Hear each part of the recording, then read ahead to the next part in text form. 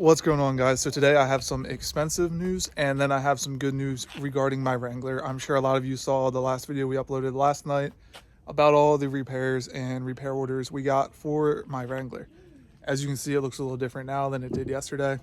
Tons of new things on it. I'll go ahead and walk you through what we did. The repair order was for the exhaust system, bumpers, glass, and fender flaps, which are basically the biggest things on this Jeep that were the issue. And also the most annoying things that we had to fix. But fortunately, we got it passed today. We got everything good to go. Got the receipt. Dylan gave us a ride up to the MVA to turn in the paper, get it all checked out so I can drive my Jeep again. I have my registration back. We fixed all those issues. So for the front bumper, re-welded all these tubes on straight out and then extended the fenders down to meet those, and that qualifies as a bumper in Maryland. Basically it just has to cover the tread of the tire in the front. So we did that.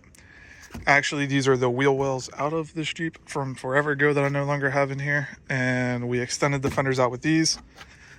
Mud flaps on the front. Same thing going on in the back, except a couple more things. So this is actually a material that people use as splitters, like a stick-on splitter for cars, really. I got it at AutoZone for like 30 bucks, but it worked really, really well. This is actually held up to like 80 mile per hour driving.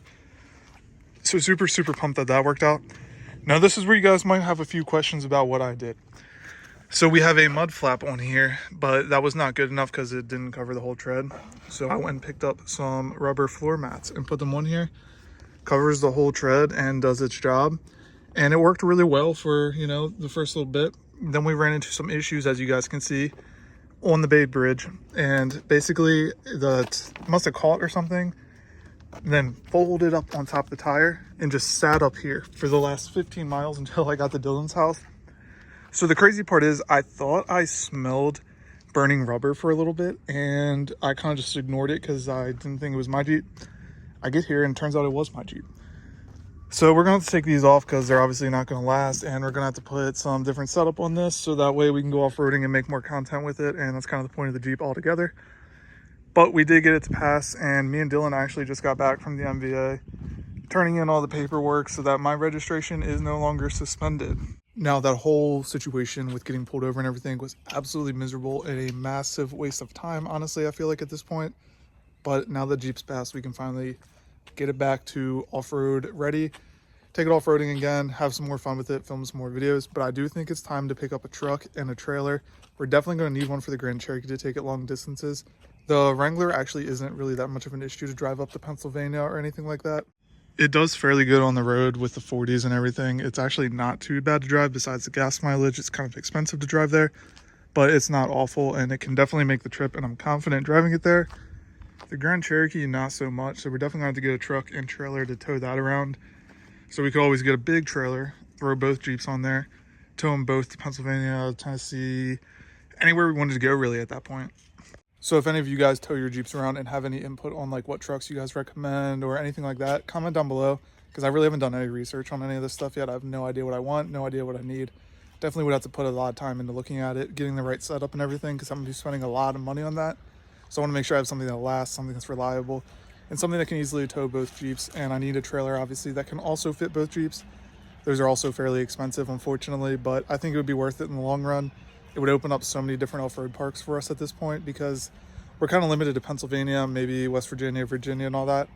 All the cool places, though, are so far away that we need a truck and trailer to take our Jeeps there. I could even put Dylan's Jeep on there and my Wrangler or something, and we go down to Windrock or even out to Moab or something. I think that'd be a lot of fun. So if you guys have any input on trucks and trailers, go ahead and comment them down below. Definitely have to do some research there. Now, while we're here, what do you guys think of Dylan taking his JL and putting it up against the Grand Cherokee in a video? What do you guys think of that? You want to do it? Sure. He said yes. So you guys heard that. He cannot back out anymore. So we're going to put the Grand Cherokee that's on 35s, and well, it will be back on the 35s. They're on that Jeep for now. Versus his Rubicon. It's a 2018 on 40 speed locks.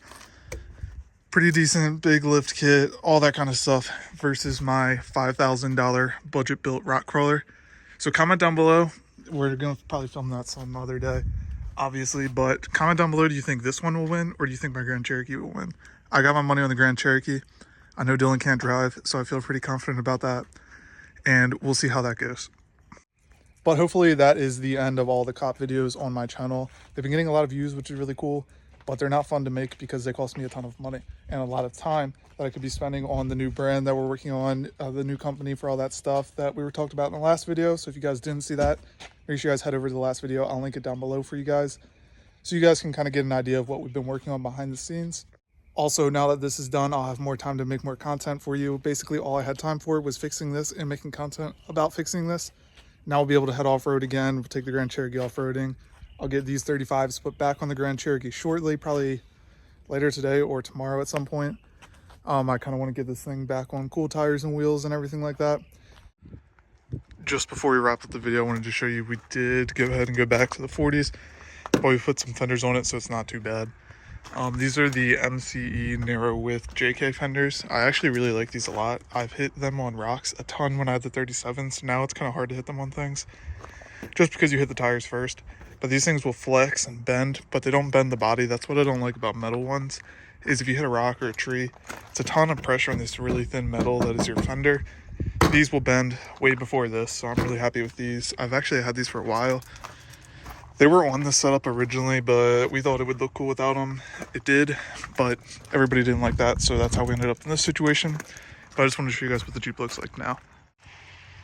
Now that that's done though, what's left is to put the tires back on the Grand Cherokee. I have them sitting over there because we did have to put them on the Wrangler for a little bit.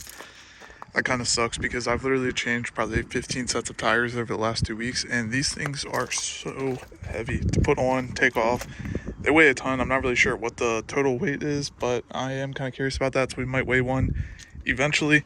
But these things absolutely suck to take on and off of the Jeep over and over and over again.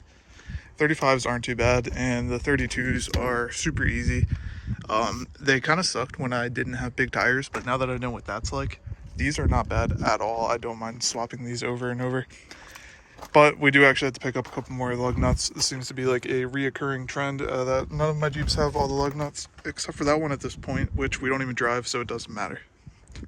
But that basically wraps up all the cop videos for a while. I'm really hoping so. As always, guys, thank you so much for watching, and I'll see you in the next one.